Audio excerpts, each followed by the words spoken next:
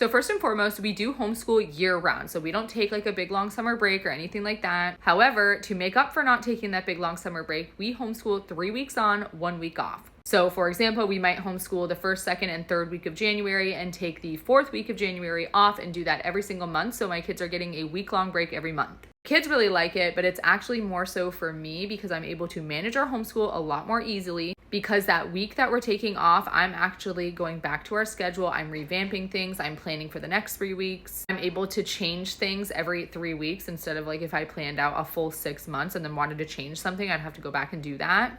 And because I am homeschooling 4 kids, it makes it a lot easier for me to rearrange the schedule if something's not working. And that brings me to my next part, is keeping a schedule is a must for me, especially homeschooling more than one child, all different ages, different grade levels. This is a schedule that I just made myself on Canva. I send this out to everyone for free who wants it. You can get it off my website. You just type in your email and it'll be sent to you. But being able to alternate between my children to make sure that they're each getting one-on-one time. So for example, I might start the morning off doing reading one-on-one with my 7-year-old, while my 4-year-old is on the iPad doing a reading activity. My 2-year-old might be doing like a puzzle or something on the floor. And then of course I've got the newborn baby strapped to me usually. And when I finish reading with my oldest, everyone switches around. Now my 4-year-old is going to get off the iPad. She's going to come to the table with me. We're going to do our activity together while my oldest daughter gets on the iPad and does her learning game on there.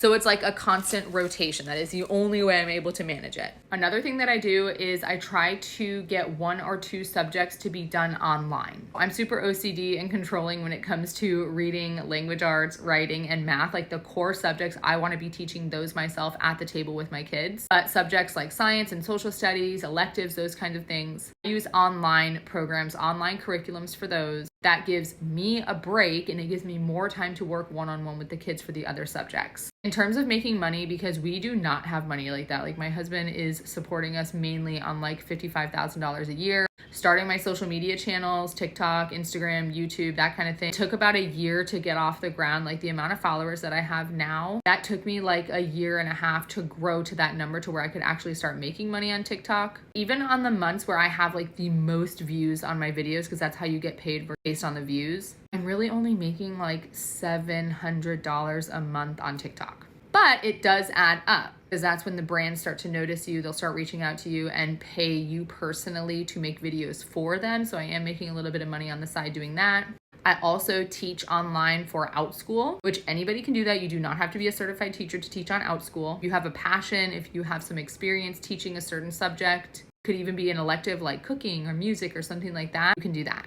Those are the biggest ways that I'm making money right now, but it's really not bringing in much other than probably like our grocery bill and maybe like car insurance monthly. My husband's having to foot the bill for everything else. He also, aside from his $55,000 normal job where we get our health insurance through, started a side business, which I highly recommend if any of you have husbands with pickup trucks, or even you as the woman with a pickup truck, starting a junk removal business. My husband just got the LLC. He did purchase like a tow behind trailer, but you could easily just do it with a pickup truck and start advertising junk removal, especially if you're in a populated area like we are. He's been making money on the side doing that. But I do have a playlist on this channel. It's called like Making Money from Home or Working from Home, something like that, where I go in more depth about all these little side things that you can do. But I say it all the time. I would rather be broke, barely scraping by as long as I'm getting food on the table for my kids and they have a bed to sleep in at night, than not homeschool my kids and stay home with my kids.